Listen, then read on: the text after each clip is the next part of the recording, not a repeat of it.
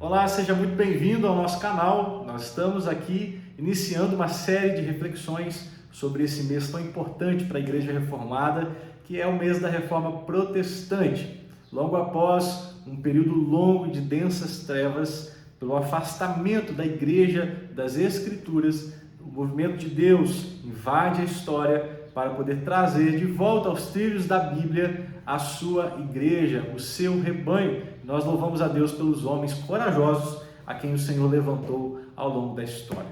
A Reforma Protestante, ela foi resumida em 5 pontos e nós gostaríamos de compartilhar com você cada um desses 5 pontos. O primeiro é o sola gratia, ou somente a graça. Para entendermos isso, eu gostaria de que você lesse comigo, aí, se você tem uma Bíblia perto, o texto de Efésios, capítulo 2. Afinal, o movimento da reforma é justamente para que voltemos a olhar para a Bíblia, né? Bom, uma vez eu estava numa live e aí conversando com os jovens cristãos, eles ficaram apavorados quando eu disse para eles que a salvação é um ato de Deus. Nós não cooperamos para ser salvos. Deus não nos declara justos porque nós fizemos boas coisas. A nossa sociedade ela é muito baseada no mérito. Mas para a salvação, não. Deus nos declara justos pela fé, não por aquilo que fizemos. Porque, segundo o texto de Efésios, preste bem atenção, qual é a nossa condição natural sem Cristo? Ele, versículo 1, capítulo 2, vos deu vida quando vocês estavam mortos em suas transgressões e pecados. Todo ser humano, aquela criança lindinha, amável que nasce, ela já nasce em pecado, separado de Deus, porque os nossos primeiros pais no Éden, Adão e Eva, eles transgrediram a lei do Senhor, eles se rebelaram contra o Criador, e todo aquele que nasce a partir de Adão já nasce separado de Deus. Com o pecado de Adão e Eva no Éden, a morte entra no mundo, a morte espiritual, separados de Deus, a morte eterna, que é a separação final para aqueles que não crerem em Jesus Cristo, e a morte física, que é o deterioramento do nosso corpo, começa a partir do Éden. Todos os filhos de Adão nascem inimigos de Deus e separados do seu Criador.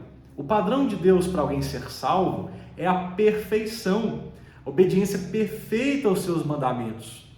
Nós não damos conta, porque se transgredimos um mandamento, Tiago diz, o apóstolo Tiago, que quebramos todos. Talvez você nunca tenha matado alguém, mas se você desejou que alguém morresse, você transgrediu os mandamentos. Talvez você é fiel aí à sua esposa, ao seu marido, graças a Deus por isso, mas Jesus vai dizer que se você olhou com a intenção impura para alguém, você transgrediu um mandamento.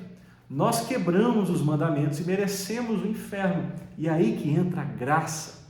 A graça é o favor que não merecemos. Por conta da obediência perfeita de Jesus, coisa que a gente não consegue fazer, Deus então decide nos salvar. Jesus conquista a salvação para o seu povo. O que levou Deus a escolher um povo para si desde a eternidade? Deus escolheu os melhores?